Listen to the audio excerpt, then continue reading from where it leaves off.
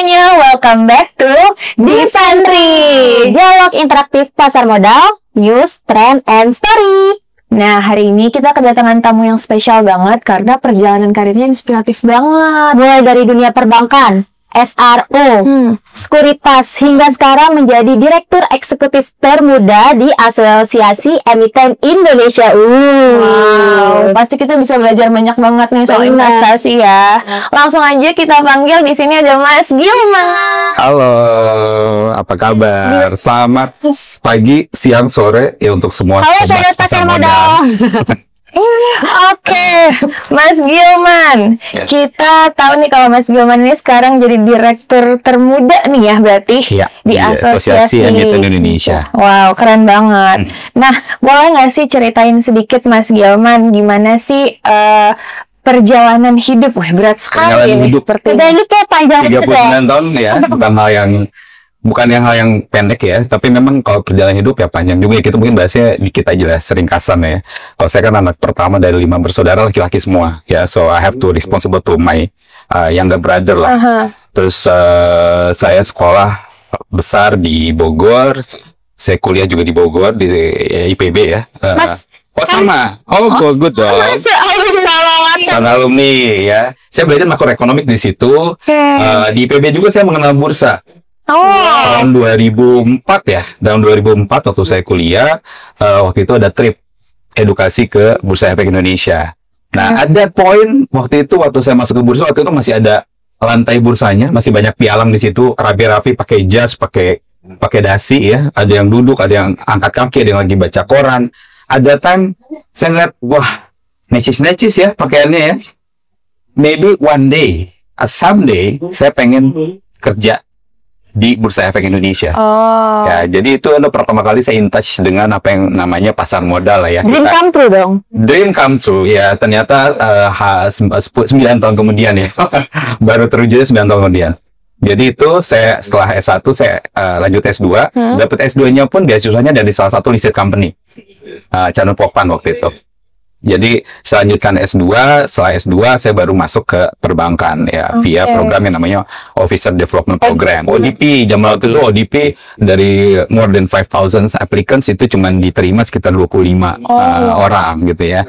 Karena satu angkatan hanya satu kelas spesial untuk ODP gitu ya. Jadi saya belajar memang terkait dengan perbankan di situ dan berkarir di situ, dan some point 2013 awal ada opportunity ya yang nggak mungkin saya lewatkan ya. Jadi waktu itu adalah opportunity pindah ke Bursa Efek Indonesia.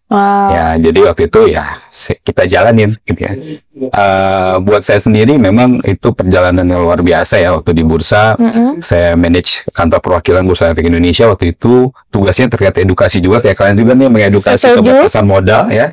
Terus juga bina hubungan baik dengan banyak sekuritas, manajer investasi ataupun emiten-emiten yang ada di daerah.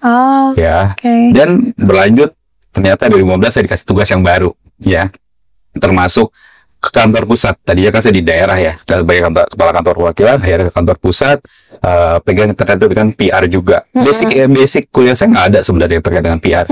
Basic saya adalah ekonomi kan di IPB ya, Fakultas Ekonomi Manajemen, dan penjurusannya di ekonomi moneter. Jadi saya lebih terkait dengan makro. Skripsi saya pun tentang bursa. Ya, saya masih ingat tuh judulnya tuh, pengaruh kinerja pasar modal terhadap pertumbuhan ekonomi Indonesia. Jadi kita coba lihat sinkron nggak nih antara pertumbuhan pasar modal dengan perekonomian Indonesia. Ya, apa yang terjadi di pasar modal ada kaitannya nggak dengan fundamental ekonomi kita gitu ya. Jadi itu dan lanjut di bursa. Long story short, saya punya kesempatan juga belajar di Korea Exchange. Ya, waktu di bursa, waktu itu mata saya jadi terbuka lebar. Ternyata pasar modal tuh nggak hanya saham, reksadana, obligasi. Ya, that's the basic point one. Tapi kan ada juga yang lain nih. Waktu di 2015 saya ke Korea, bursa karbon udah jalan di sana. Yes, bursa karbon udah very satisfied. Ada bursa yang terkait dengan Lean Hawk juga ya. Jadi dia itu terkait komoditas pokel ya. Asia itu juga ada tuh di pasar modalnya. Ada juga yang terkait dengan perdagangan minyak lah ya. Ada yang terkait dengan derivatifnya sendiri ya. Ternyata pasar modal luas banget. Dan ETF, karena industri ETF di Korea waktu itu adalah yang kedua terbesar di dunia. Kayaknya masih sampai sekarang ya. Ya, pertama kan US, kedua Korea. Jadi dari situ saya mulai terbuka bahwa capital market is very huge industry. Ya, Indonesia mungkin dari lagi skala ini nih apa namanya lagi skala naik kelas nih. Waktu itu udah mulai ada 1-2 ETF, sekarang ETF udah lebih dari 43 seingat saya ya, ETF yang terdaftar di bursa.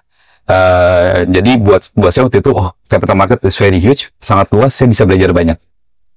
Lanjut, perjalanan karir saya 2019, akhirnya saya memutuskan untuk, oke deh, saya mau belajar di luar. Oke, bursa sudah 7 tahun, I know about the regulation, saya juga tahu tentang pendidikan pasar modalnya, gitu ya. Saya pengen juga jadi, pengen juga belajar di tempat yang lain, dan juga pengen investasi. Tapi waktu itu saya udah investasi memang di ori, sukuk retail, sukuk tabungan, terus juga deposito ada dikit karena saya nggak terlalu suka untuk naruh di deposito ya kan, karena imbasnya emang kecil kan. Reksadana saya coba hampir banyak reksadana, baik itu reksadana pendapatan tetap, saya paling suka reksadana pendapatan tetap, campuran dan saham ya. Nah, dan saya itu buka di banyak MI. Ya, meskipun cuma 100.000 atau 500.000 yang saya buka karena saya suka baca research reportnya atau enggak kita bilang fun fact sheetnya kalau di reksadana ya. Jadi kalau saya jadi nasabah di MI 1 ya cuma 100.000 tapi saya dapat fun fact-nya kan setiap bulan. Jadi kita bisa baca tuh apa yang terjadi terkait dengan saham-saham yang ada di reksadana tersebut. Jadi buat saya itu adalah suatu hal yang interesting, knowledge naik terus. Ya, betul. Nah, tapi pas waktu saya udah selesai dari bursa, ya terus juga ada beberapa bisnis trade dengan entrepreneurial, terus masuk ke sekuritas. Disitulah saya bisa invest saham secara langsung. Nah, dan itu baru merasakan tuh. Dulu kan kita ngajarin how to invest in capital market, terutama adalah untuk beli saham ya kan ke teman-teman mahasiswa, ke teman-teman pegawai, ibu rumah tangga ya, komunitas atau yang sebagainya. Nah, setelah dari bursa saya baru merasakan gini toh invest secara langsung saham ya kan. Dari mengedukasi jadi pelaku. Iya, pelaku, dan itu deg-degan juga kan, mau duit kecil juga kadang-kadang kita deg-degan, saya mau beli saham yang LQ45 gitu ya. Pas waktu beli ternyata agak turun dikit tuh udah ngerasa tuh ada deg-degan, ini bakal turun terus atau enggak ya? Atau kita bisa baca laporan-laporannya bagus, udah saya hold dulu gitu ya. Jadi itu stagingnya ya. Saya kenal dengan dunia investasi dan berkarir di pasar modal.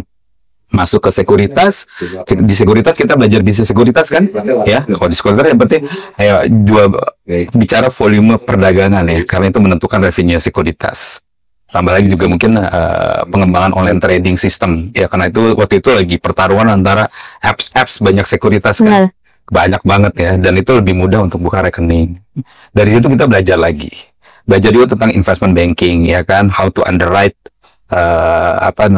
instrumen ya kan, baik itu bond ataupun yang saham IPO dan lain sebagainya. Ya dari situ ternyata mungkin jalan dari yang di atas ada lagi juga. Ternyata saya dapat tawaran ke emiten.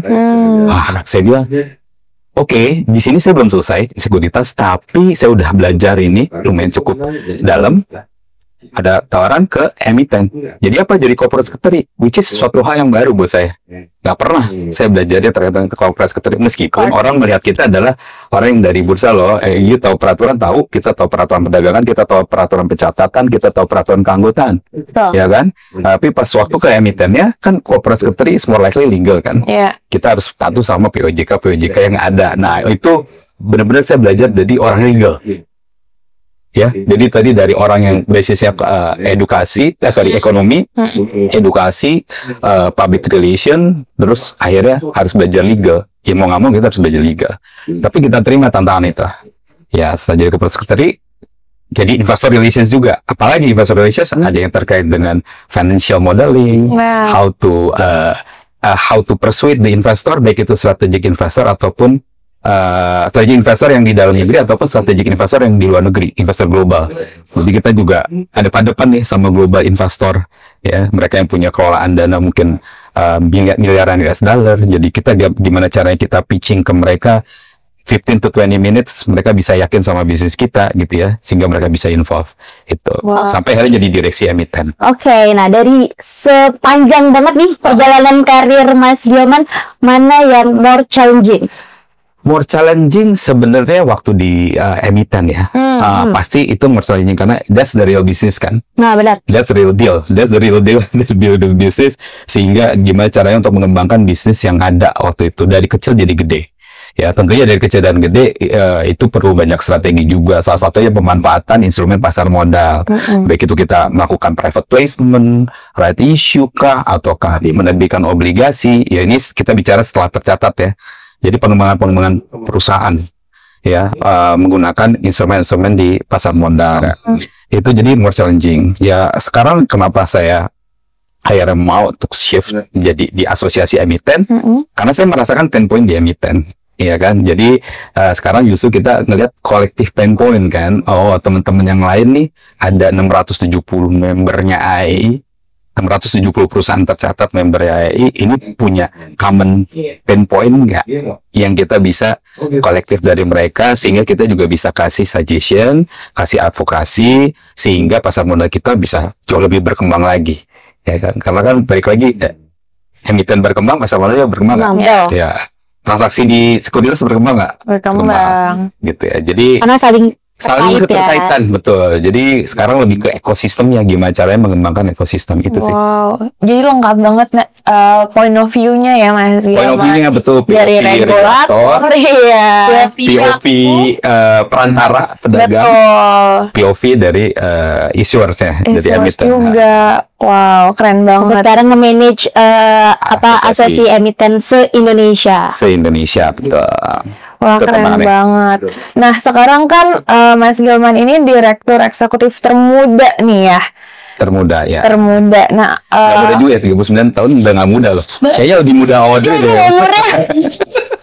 Tapi kan untuk umur segitu Mas, untuk ada di posisi itu gitu kan. Well, ini ya, mungkin balik lagi ya, karena prinsip saya ada satu prinsip yang saya selalu pegang, apa namanya, comfort is the enemy of progress. Jadi kalau saya tuh pengennya progress terus. Lalu bukan masalah duit ya, kadang orang mikirnya masalah duit ya, kalau kita gaji kita naik, that's progress gitu ya, atau enggak bonus kita naik itu that's progress gitu. Kalau buat saya lebih kepada progress adalah pengembangan diri juga, pengembangan knowledge ya, karena knowledge is a real deal ya, dan real power gitu ya. Jadi kalau kita punya knowledge pastinya itu kita punya power lebih kan. Wow.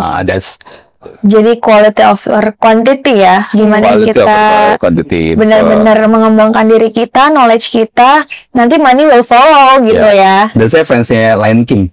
Wow. Jadi prinsipnya Hakuna Matata. Hakuna Matata. Iya, jarang banget nggak sih Audrey orang-orang kayak Mas Gilman nih. Biasanya tuh kalau orang yang udah comfort gitu kan sama pekerjaannya, dia tuh udah males banget untuk mengembangkan diri. Tapi kalau Mas Gilman nih ya terus kayak berkembang sampai udah punya apa ya, kayak pengalamannya tuh udah cobain di sini, di perbankan, jadi regulator pula, jadi pelaku pula, sampai sekarang manage Asosiasi Emiten Indonesia. Nah, dari semua pengalaman yang Mas Gilman pernah jalani, gimana pengalaman itu membentuk cara pandang Mas Gilman terhadap pasar modal?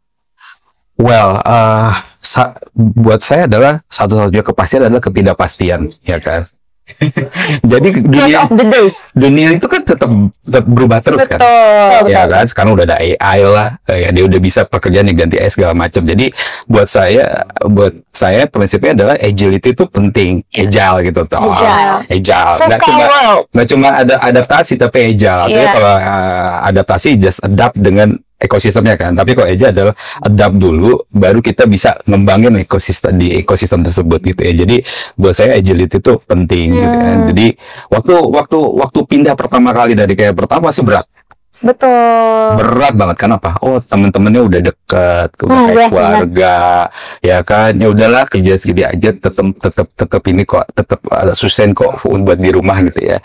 Jadi memang banyak hambatannya di awal kayak gitu, tapi pas udah mulai stepping 1 kali, stepping 2 kali, 3 kali, sama knowledge kita nambah terus kan selalu ada value added kan. Nah gitu, itu yang kita pegang prinsipnya. Saya pokoknya penggemar tadi Lion King, Hakuna Matata ya. Jadi don't worry, be happy gitu ya. Semua pasti ada jalannya. Sama penggemarnya, mungkin kalian tahu nggak, zaman kalian dulu ada film namanya Three Idiots. Oh, yang dari India ya. Apa tuh? Tahu nggak ini ya? Yang paling terkenal tuh. All is well nggak sih? All is well, ya. Jadi semua tuh pasti Jadi jangan takut kalau menghadapin tantangan baru, karena all is well. Semua ada jalannya, semua pasti ada solusinya. Yang penting kita mau open minded. Wow, jadi open minded ya, biar kita bisa terus beradaptasi dan agile gitu di industri yang saat ini. Ya, apalagi pasar modal masih ini ya, potensinya masih berkembang tuh masih sangat besar banget. Dinamis banget pasar modal. Dinamis dan sangat besar gitu. Nah, berarti ini tips banget nih buat sahabat pasar modal juga yang baru mulai karirnya atau mau berkarir di pasar modal. Jangan cepat puas diri karena pasar modal itu sangat luas ya. Sangat luas dan banyak banget potensinya. Iya, jadi pas kita keluar nih, lihat market luar, wah, ternyata market luar tuh banyak banget ya produknya. Ya kan, dan itu belum berkembang gitu, belum berkembang sehingga kita ada potensi nih ya. Kalau kita tahu lebih dulu, ya kita juga bisa crafting lebih duluan gitu ya. Dan juga bisa membuat market juga lebih dalam kan, ada pendalaman pasar ya. Dan kira-kira apa sih langkah pertama misalnya yang bisa diambil buat teman-teman, aku mau adaptasi nih tapi aku bingung caranya gimana dan takut gitu mungkin sama unfamiliarity ini? Yang pasti knowledge ya. Jadi knowledge dapat dari mana aja. Masuk ya, tadi kalian ngobrol sama teman-teman dari bursa, teman-teman dari di OJK sendiri ya, lintas industri segala macam, itu adalah knowledge. Jadi itu modalnya kalian. Jawa ya pasti perlu courage juga lah, keberanian juga ya kan. Jadi knowledge and courage is itu important thing lah ya kalau kita mau tetap agile terus gitu. Dan satu sih yang aku pelajarin dari obrolan kita, aku merasa kayak jangan cepat puas diri ya. Iya. Jangan cepat puas diri. Kita harus rendah hati, terus eksplor. Iya. Ya karena kan di agama kita masuknya juga mengajarkan kita harus terus berkembang ya kan. Gitu. Jadi jangan puas diri karena di atas langit masih ada langit lagi ya. Jadi kalau saya bilang saya udah tahu, enggak, kita nggak tahu semuanya karena ada yang jauh lebih tahu lagi, ada jauh lebih tahu lagi. Saya lagi. Tapi bukan berarti kita nggak bersyukur. Betul. Ya kita bersyukur dengan apa yang kita udah capai sekarang, tapi kita harus terus mendaki lagi karena masih banyak knowledge yang mungkin kita sendiri nggak tahu. Nah, dalam perjalanan mendaki itu ada tantangannya nggak sih, Mas? Oh, tantangan pasti banyak lah ya. Kalau soal bisnis saya juga bahkan beberapa kali saya as an entrepreneur sampai sekarang juga kita ada bisnis pernah ketipu partner, pernah ketipu proyek juga ada ya kan. Pernah ketipu di instrumen tertentu yang kita pikir itu adalah ya instrumen keuangan yang legal, tapi ternyata nggak legal juga pernah gitu ya. Jadi sempat gitu kan, balik lagi kan kadang-kadang orang kalau kita persuade kita kan kayaknya very convincing banget kan. Nah, oh ini juga kok gitu. Pas kita masuk ternyata ketipu juga. Jadi bukan berarti kita tanpa celah ya. Kita juga sempat punya tantangan, punya apa namanya, punya pengalaman buruk ya. Tapi itu nggak menjadikan kita untuk berhenti. Karena kalau udah berhenti, udah selesai kita. Boleh nggak Mas Pil, apa sih tantangan yang mungkin sangat membekas nih buat Mas Galman? Tantangan membekas ya tentunya waktu ini, karena pandemi itu bawa blessing in disguise ya, blessing in disguise tapi juga kasih kita juga suatu pelajaran yang berharga. Kayak misalnya saya waktu pandemi, satu sisi saya ketipu terkait dengan bisnis ya kan, orang-orang kayak waktu pandemi banyak juga yang ketipu ya. Mau itu ada proyek fiktif lah apa segala macam, satu sisi saya ketipu ya kan, I lost bunch of money lah gitu ya. Tapi di satu sisi lainnya waktu pandemi, wah saya kan dulu saya senang touring ya, wah saya nggak akan touring di pandemi, udah keluar mana-mana ya kan. Then I sell the motorcycle, habis itu saya beliin saham. Pas beliin saham, karena waktu bulan Maret, saya ingat bulan Maret waktu pandemi 2020, indeks saham kita kan jatuh tuh, ya kan, saham-saham perbankan yang notabene adalah saham-saham anchornya Indonesia nih turunnya habis-habisan gitu kan. Nah, di situ saya akhirnya selling motorcycle one by one. Terus pas waktu ada uangnya ya beliin saham perbankan itu, karena kita tahu kayaknya perbankan di Indonesia is too big to fail ya untuk beberapa kategori perbankan waktu itu ya. Karena akhirnya saya beli dan ternyata progressing. Jadi yang tadinya mungkin satu sisi I lost in business, tapi sisi lain di investment ternyata ada progress. Sehingga kita bisa market ya. Betul, sehingga kita bisa melewati masa-masa pandemi gitu ya. Jadi selalu ada, kalau kata ada yin dan yang lah ya gitu, imbalance, ada untung ada rugi, nggak yang rugi selalu rugi, pasti ada untungnya. Nggak yang untung juga nggak selalu untung, pasti ada ruginya gitu ya. Jadi prinsip jual beli itu perlu kita terapkan dari awal. Buat transaksi itu selalu ada rugi dan juga ada keuntungan. Oke. Nah, Mas Giman sendiri kan sekarang seorang direktur eksekutif termuda di Asosiasi Emiten Indonesia. Apa sih yang bikin Mas Gilman tuh mau mengambil peran ini gitu? Visinya tuh apa, Mas? Oke, jadi Asosiasi Emiten ini kan dibentuknya visinya adalah kita mensinergikan emiten gitu ya, potensi emiten sehingga memberikan dampak kepada perekonomian Indonesia. Ya dong, kalau emiten kita maju, emiten kita bisnis tambah berkembang, bikin pabrik baru, merekrut tenaga kerja yang lebih banyak, perekonomian kita maju nggak? Maju ya. Jadi misi besarnya di situ, dan I love that mission gitu ya, karena itu lebih besar dibandingin di peran-peran saya sebelumnya. Kalau sebelumnya kan ya gimana cara ngembangin company, kalau sekarang gimana cara mengembangkan ekosistem. Jadi bersama ketua umumnya kan Pak Harman Wahyudi Hartono ya. Jadi visi kita visi kita sama, kita samakan visi ke depan sehingga itu bisa mensinergikan seluruh anggota, which is itu adalah listed company. Ya kan bisa aja nanti terjadi supply chain integration ya. Emiten A jago di satu hal, emiten B jago di hal yang lain, ternyata ini sinkronis nih, supply chain basis. Nah, kalau sama-sama efisien bagus nggak? Iya. Lebih bagus itu. Jadi bicara networking antar emiten yang bisa mengembangkan bisnisnya mereka. Yang kedua advokasi. Tentunya kan kayak tadi saya punya pain point dulu waktu jadi emiten ya. Baik itu jadi corporate secretary, investor relation, ataupun waktu saya jadi direksi di emiten, itu ada pain point masing-masing. Sehingga dengan begini kan kita bantu mereka untuk advokasi. Kok ada masalah ini, oh ya bisa solusinya ini gitu ya. Jadi meskipun juga ada teman-teman OJK dan IDX sebagai PIC ya, tapi kan seringkali teman-teman emiten juga kadang-kadang kalau bisa ngobrol sama peersnya dulu lebih terbuka gitu. Lebih terbuka, lebih mungkin lebih comfort lah ya, karena pertemanan, sehingga ya kita juga bantu untuk advokasi. Kita juga punya studio podcast sendiri, kita bantu mereka untuk exposure. Ya kan, karena saya yakin kalau teman-teman jadi investor juga kan belum tahu 900 berapa sekarang, lebih dari 950 emiten di Bursa Efek Indonesia. Kalian tahu semua nggak bisnisnya apa? Enggak. Mungkin yang gede-gede doang. Iya. Tahunnya ya kan, sehingga kita juga bantu exposure teman-teman emiten, gimana bisa memperkenalkan company-nya kepada kepada investor, baik itu yang retail ataupun institusional. Jadi kita juga komunikasi sama institusional investor yang di luar, sehingga kita bisa bantu expose listed company yang ada di Bursa Efek Indonesia gitu. Itu yang menarik.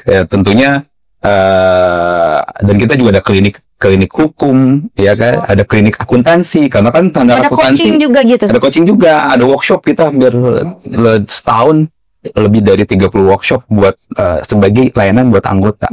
Jadi anggota cuma bayar membership sekali, terus mereka bisa ikut any kinds of workshop di IAI untuk meningkatkan tata kelola mereka gitu ya. Jadi mereka juga bisa lebih comply, bisa lebih transparent. Ya, bisa lebih maju juga bisnisnya gitu ya. Jadi M itu sih sebenarnya yang saya lihat dari IAI ya, dari IAI untuk mensinergikan semua kekuatan emiten yang ada lah gitu ya. Jadi networking dapat, coaching ya, juga dapat, business development-nya juga bisa dapat, coachingnya dapat, nggak kena surat cinta dari OJK lagi ya kan. Jadi IAI ini juga memfasilitasi teman-teman emiten ya. Iya, fasilitasi. Jadi mereka mau nanya apa aja, tiap hari kita buka klinik hukum klinik hukum dan akuntansi, mereka bisa nanya apa aja ya, yang jawab adalah expert yang ada di IAI. Tentunya kan kita punya komite hukum, kita punya komite edukasi ya. Jadi ini kan keluh kesahnya mereka ataupun pertanyaan mereka kita bisa advokasi lah. Oke, Mas Giman tadi kan cerita menarik banget. Nah, karena menarik ini nih, aku mau minta spill buat teman-teman sobat pasar modal, gimana sih tips untuk berkarir di pasar modal? Ala Mas Gilman. Oke, ala saya. Memang literasi pasar modal mungkin kalau di SD atau SMP kita belum banyak ya. Jadi itu mungkin kalau SMA sekarang udah aware gitu ya. Jadi memang harus explore, tidak hanya dari source yang ada sekarang. Kayak saya rasa sekarang udah terbuka ya. Zaman saya nggak ada ChatGPT. Jadi nggak bisa nanya apa-apa ke ChatGPT. Kalau sekarang kan teman-teman bisa nggak tahu ETF, tinggal search ETF gitu ya. What is the best ETF in Singapore? What is the best ETF in Korea gitu kan? Terus sehingga kita juga bisa tahu what is list of banking stock in Indonesia itu juga bisa. Maksudnya udah ada AI loh yang bermudah hidup kita gitu ya. Jadi kita bisa build knowledge sebanyak-banyaknya. Nah, karena apa? Knowledge akan jadi power kita untuk bergeni kemana aja. Ya, teman-teman mau pindah karir, teman-teman mau berorganisasi, ya kan? Teman-teman mau buka bisnis sendiri, gitu ya. Teman-teman mau IPO, ya kan? Teman-teman mau nerbitin obligasi segala macam, knowledge yang dulu di escalate gitu ya. Dan dapat knowledge sekarang gampang banget. Betul. Gampang banget. Saya nggak suka baca. Saya terus terang saya nggak suka baca. Jadi kalau ditanya, nonton. betul. Kalau saya tanya, Mas Iwan belajar bahasa luar dari mana? Salah satunya misal kayak Investopedia. Ya kan, saya belajar dulu dari YouTube. Ya kan, Investopedia tuh diterangin tuh, ya kan, waktu zaman saya kan saya kena krisis 3 kali ya. Satu ada krisis tahun 97-98, waktu itu kita masih SD ke SMP.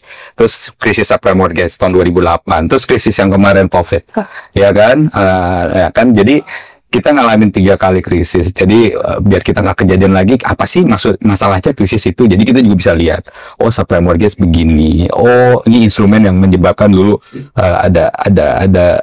ada krisis ini gitu ya. Jadi kita belajar tuh terkait dengan pasar modal, sehingga kita juga kalau dapat tawaran nggak gampang ketipu, ya kan, knowing the principle juga ya, dan bisa buat kita lebih maju lah. Ya investasi juga kalau kita belajar terus kita udah tahu, oh ini company agribisnis stressing pointnya di poin-poin ini aja. Oh ini company tambang stressing pointnya di indikator ini nih. Oh ini perbankan. Jadi kalau kalian udah itu ya kalian mau invest di mana aja, kalian akan lebih firm karena udah tahu kan. Dan lebih confident. Lebih confident gitu. Jadi nanti kalau pas lagi naik turun nggak yang langsung stres ya, langsung stres dan lain sebagainya. Oke. Pokoknya investasi is a simple deal. Oke. Nah Mas Gilman, ini kan tadi kita udah denger ya kalau udah dapet ya 360 view lah of pasar modal gitu. Terus udah lewatin berbagai krisis juga yang terjadi di dunia ini. Nah apa sih yang masih jadi mimpi atau cita-citanya Mas Gilman di dunia pasar modal ini? Tentu pasti semua orang punya mimpi. Saya juga punya mimpi gitu ya. Dulu kalau orang lihat di TV kan, oke, ada Bursa Efek Indonesia, ada juga di banyak negara gitu kan, ada juga Wall Street gitu ya. Jadi saya juga punya mimpi gitu ya kan, how to reach that dream. Jadi saya juga pengen berkecimpung di banyak di banyak peran lainnya juga gitu ya. Tapi masih lingkupnya pasar modal. Karena sekarang saya lebih fokus benar-benar di capital market, karena menurut saya ilmunya berkembang terus nih, nggak bisa habis nih. Ada lagi structure yang baru ya kan, ada lagi produk yang baru ya kan. Jadi saya to keep up, dan kalau buat saya adalah selalu lakukan yang terbaik aja di peran yang sekarang. Ya, dan jadi diri sendiri kali ya karena itu important thing loh, karena itu kan karakter. Ya kan, orang bisa baca karakter kita segala macam. Jadi buat saya sendiri ya, be yourself is penting, naikin kapasitas diri penting, sehingga kita bisa raih yang lebih tinggi ke depan. Pengen yourself nggak? Saya punya mimpi loh. Kita harus taklukin yang global juga. Gitu. Wow. Personal ya. Oke, thank you banget Mas Gilman untuk sharing-sharingnya. Kita belajar banyak banget ya sebagai generasi muda ini kalau pasar modal. Jadi juga kisah inspiratif buat teman-teman yang ingin berkarir di pasar modal. Dan mungkin untuk closing, minta closing statement nih dari Mas Gilman untuk sobat-sobat pasar modal yang mau berkarir di pasar modal. Oke, yang pertama adalah jangan takut untuk belajar ya. Sesusah apapun sekarang udah fasilitasnya banyak. Jadi yang pertama adalah tingkatkan knowledge. Yang kedua tentunya harus punya keberanian ya. Yang ketiga ya jangan takut untuk investasi gitu ya, karena investasi ini luas dan impact-nya memang akan jangka panjang. Saya juga ngerasain ya waktu masih awal-awal, oh jadi kayak trader nih, pokoknya kita ikut, ada yang mau beli nih kita ikut, tapi lama-lama kita udah berasa, oh kalau saya beli saham ini saya mau simpen ini lumayan panjang, karena kita tahu oh dia punya roadmap, dia punya story, dia punya segala macam. Jadi itu knowledge, jangan pernah takut ya, dan tadi selalu agile. Mau nggak mau kita berhadapan dengan dunia yang selalu berubah setiap detik ya. Jadi itu. Oke.